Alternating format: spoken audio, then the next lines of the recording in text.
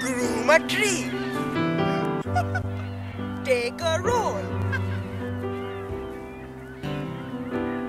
Take a dip.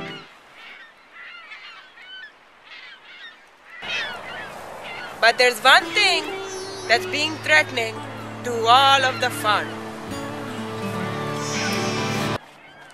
Overnight camping.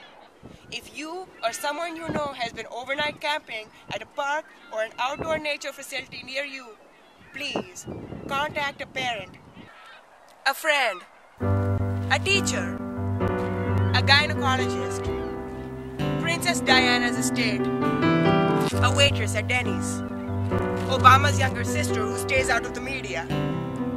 Camping is a stupid offense and don't commit it. How about you roast your marshmallows where they belong, in your pants? Risking it all for my planet? Sure, I'll do that.